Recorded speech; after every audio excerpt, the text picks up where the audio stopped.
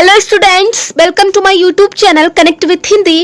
And आज हम लोग राम नरेश त्रिपाठी जी द्वारा रचित कविता पथिक को पढ़ेंगे। ठीक है, तो इसमें कवि ने क्या लिखा है कि एक पथिक होता है जो दुनिया के दुखों से थक जाता है और प्रकृति की सुंदरता पर मोहित होकर वो वहां पे बसने की इच्छा करता है। ठीक है, तो चलिए बिना टाइम वेस्ट किए हम कविता की लाइन को देखते हैं कि क्या लिखा है इन्होंने। तो कविता की लाइन है कि प्रतिक्षण नूतन बेश बनाकर रंग बिरंग निराला रब के सम्मुख थिरक रही है नवमे वारिदमाला। ठीक है, इस कविता में पथिक कहता है कि आकाश में सूर्य के सामने बादलों का समूह, ठीक है, अर्थात गिरती हुई वर्षा की लड़ियां हर समय नए रंग बिरंगे रूप बनाकर नाचती हुई प्रतीत हो रही हैं। और आगे कहते हैं कि नीचे नील समुद्र मनोहर, ऊपर नील गगन है, घन पर बैठ बीच में बिचरू यही चाहता मन है। ठीक है, आगे क्या होता है कि नीला समुद्र है और ऊपर मन को हरने वाला नीला आकाश है। ऐसे में पथिक का मन चाहता है कि वह मेघ पर बैठकर नीला समुद्र और नीले आकाश के बीच में भ्रमण करे। ठीक है, तो ये लाइन आपको समझ में आ गई ना। आगे की लाइन देखेंगे हम कि रत्नाकर गर्जन करता है, मलयानिल बहता है, हरदम यह हौसला हृदय में प्रिय भरा रहता। ठीक है, पथिक कहता है कि समुद्र गर्जन कर रहा है और मलय पर्वत से आने वाली शीतल सुगंधित हवाएं भी बह रही है। ठीक है, तो आप ये समझो पहले कि मलय पर्वत से सुगंधित हवा क्यों आ रही होती है, क्योंकि जो मलय पर्वत है उस पर चंदन के वन लगे होते हैं, इसलिए वहां की जो हवाएं आ रही होती हैं वो शीतल और सुगंधित होती हैं। पथिक के मन में क्या हौसला भरा रहता है, चलिए देखते हैं कि इस विशाल विस्तृत महिमा में रत्नाकर के घर के कोने कोने में लहरों पर बैठ फिरूं जी भर के। ठीक है, पथिक चाहता है कि मैं भी लहरों पर बैठकर समुद्र के इस विशाल का विस्तृत और महिमा से युक्त घर के कोने कोने को देख सकूं। ठीक है, तो ये लाइन आपको समझ में आ गई ना। आगे की लाइन को हम देखेंगे क्या है कि निकल रहा है जल निधि तल पर दिनकर बिंब अधूरा, कमला के कंचन मंदिर का मानो कांत कंगूरा। ठीक है, पथिक सूर्योदय का वर्णन करते हुए कहते हैं कि समुद्र की सतह से सूर्य का बिंब अधूरा निकल रहा है, अर्थात आधा सूर्य जल के अंदर है और आधा सूर्य जल के बाहर है, और ऐसा लग रहा है कि मानो यह लक्ष्मी देवी के स्वर्ण मंदिर का चमकता हुआ बुर्ज है, अर्थात चमकता हुआ कंगूरा है। ठीक है, ये बात समझ गए आप। आगे की लाइन है कि लाने को निज पूर्ण भूमि पर लक्ष्मी की सवारी रत्नाकर ने निर्मित कर दी स्वर्ण सड़क अति प्यारी। ठीक है, पथिक को लगता है कि समुद्र ने अपनी पूर्ण भूमि पर लक्ष्मी की सवारी लाने के लिए बहुत ही प्यारी सोने की सड़क बना दी है। ठीक है, अर्थात ऐसा लग रहा है जैसे सुबह सूर्य का प्रकाश समुद्र तल पर सुनहरी सड़क का निर्माण कर रहा हो। ठीक है,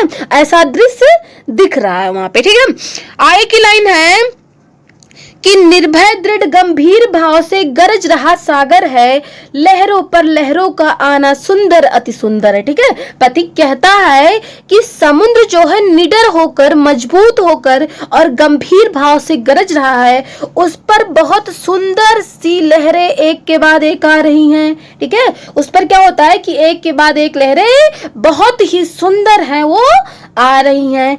आगे है कि कहो यहाँ से बढ़कर सुख क्या पा सकता है प्राणी, अनुभव करो हृदय से हे अनुराग भरी कल्याणी। ठीक है, पथिक अपनी प्रिया को कहता है कि हे प्रेममयी मंगलकारी प्रिया, तुम अपने हृदय से इस सुख का अनुभव करो और बताओ कि यहाँ जो सुख मिल रहा है वह कहीं पे है, वो और किसी जगह पे है।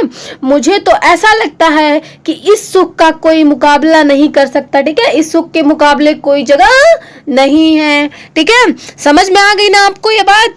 आगे की लाइन को हम देखेंगे क्या है कि जब गंभीरतम अर्ध निशा में जग को ढक लेता है, अंतरिक्ष की छत पर तारों को छिटका देता है। ठीक है, पथिक कहता है कि जब आंधी रात को गहरा अंधकार सारे संसार को ढक लेता है और आकाश की छत पर तारों को बिखेर देता है। ठीक है, तारों पर का बिखेरने का मतलब है कि आकाश में तारे चमकने लगते हैं, तो उस समय क्या होता है कि सस्मित वदन जगत का स्वामी मृदु गति से आता है, तट पर खड़ा गगन गंगा के मधुर गीत गाता है। ठीक है, तो उस समय क्या होता है कि मुस्कुराते हुए मुख से संसार के स्वामी धीमी गति से आते हैं हैं और समुद्र तट पर खड़े होकर आकाश गंगा के मधुर गीत गाते हैं। ठीक है, तो ये लाइन आपको समझ में आ गई ना।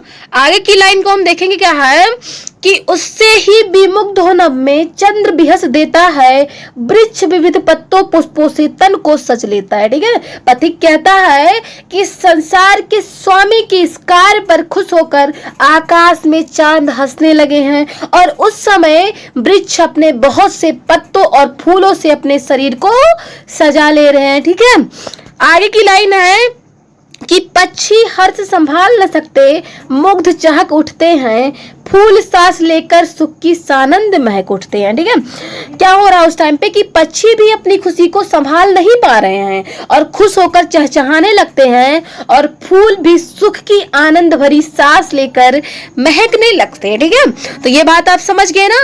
आगे की लाइन को हम देखेंगे क्या है कि वन उपवन गिरिसान कुंज में मेघ बरस पड़ते हैं, मेरा आत्म प्रलय होता है, नयन नीर झड़ते हैं। ठीक है, पथिक जो है प्रकृति सौंदर्य से बहुत ज्यादा प्रसन्न होता है और कहता है कि वन उपवन पहाड़ समुद्र तल और वनस्पतियों पर मेघ बरसने लगते हैं और मैं भी भावुक हो जाता हूँ और मेरी आंखों से भी आंसू निकलने लगते हैं। ठीक है, मेरी आंखों से आंसू निकलने लगते हैं। और आगे की लाइन है कि पढ़ो लहर तट तीर्ण तरु गिर नभ किरण जलद पर प्यारी, लिखी हुई यह मधुर कहानी विश्व विमोहनकारी। ठीक है, क्या होता है कि पथिक अपनी प्रिया से कहता है कि समुद्र की लहरों किनारों तिनको पेड़ों पर्वतों आकाश किरण और बादलों पर लिखी गई विश्व को मोहित करने वाली कहानी को पढ़ो, ये बहुत ही प्यारी कहानी है, इसको पढ़ के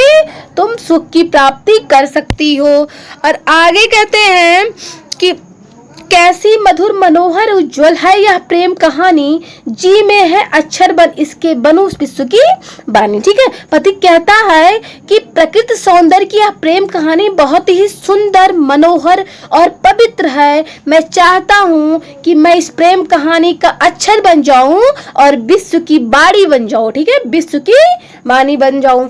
और आगे है कि स्थिर पवित्र आनंद प्रवाहित सदा शांति सुखकर है, आहा प्रेम का राज्य परम सुंदर अतिशय सुंदर है। ठीक है, पथिक कहता है कि यहाँ हमेशा आनंद प्रवाहित होता है। ठीक है, यहाँ पे हमको हमेशा सुख की प्राप्ति होती है और यहाँ पे एक अलग प्रकार की पवित्रता है तथा सुख देने वाली शांति है। यह प्रेम राज बहुत ही ज्यादा सुंदर और मनोहारी है। ठीक है, तो आपका ये चैप्टर खत्म हुआ। Thank you.